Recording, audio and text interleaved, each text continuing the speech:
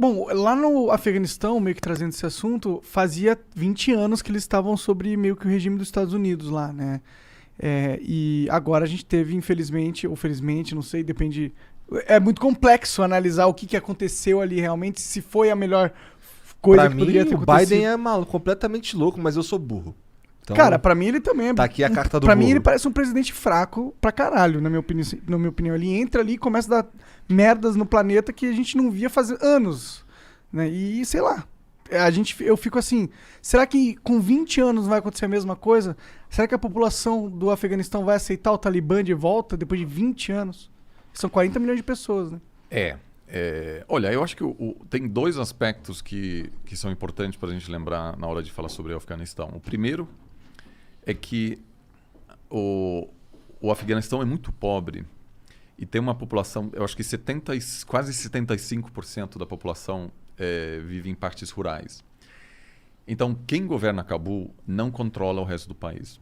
Então, você tem um país com imensa dificuldade em fornecer bens públicos, que é segurança, saúde, educação, infraestrutura. Então, as etnias nas províncias, eles não têm uma relação com a capital. Né? E segundo, é um país numa região super estratégica. Na Ásia Central, há séculos, na verdade, havia interesse das grandes potências em controlar essa região.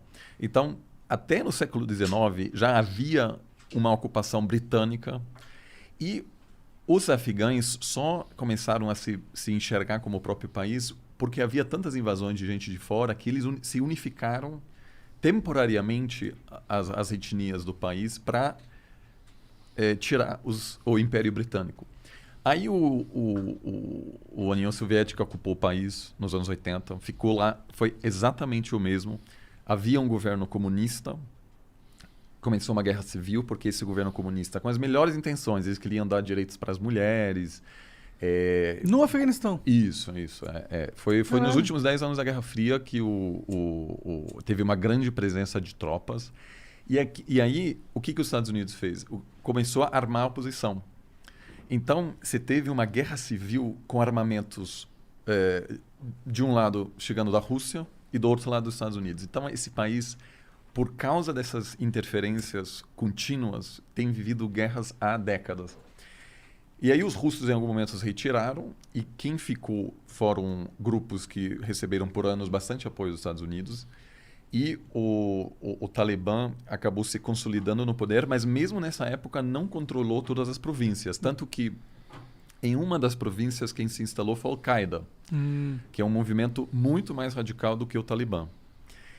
Só que Osama Bin Laden, de Al-Qaeda, dava algum apoio ao Talibã e aí tinha algum arranjo, vamos dizer, pragmático entre os dois. Quando o Talibã ficou sabendo que a Al-Qaeda queria atacar Nova York, o Talibã não quis e diz, olha, gente, isso é complicado porque os Estados Unidos podem atacar a gente. Só que aí o cálculo do Talibã foi que era mais perigoso confrontar Osama Bin Laden do que os Estados Unidos. Caralho. Porque havia algum cálculo... mas na verdade até acertaram, porque esses líderes estão vivos hoje. Da Al-Qaeda? Não, do Talibã. Fugiram para Paquistão, os Estados Unidos entrou, ficou 20 anos, saiu, e os mesmos casos voltaram. Se eles tivessem nessa época confrontado Osama Bin Laden, talvez eles não estariam vivos hoje. Pode crer. Então, basicamente, você tem um país muito fraco que apresenta um grande vácuo de poder, e como na física... E é um vácuo constante, né? Você tem... atrai potências de fora que querem controlar aquilo. Só que é muito fácil ocupar o Afeganistão rapidamente, vencer quem está em Cabul, mas é muito difícil governar, porque até o governo controlado pelos Estados Unidos durante os últimos 20 anos teve o mesmo drama que todos os governos dos últimos séculos em Cabul tinham, de que esse país é vasto, tem poucos recursos econômicos. Então, para você controlar todas as províncias, você precisa, vamos dizer, de alianças. Você não consegue oferecer algo a essas províncias. Então, você tem aí um país que não é unificado. E agora, o governo americano basicamente percebeu que não havia mais apoio público para manter uma ocupação militar por mais de 2 décadas. Ad eterno, né? É.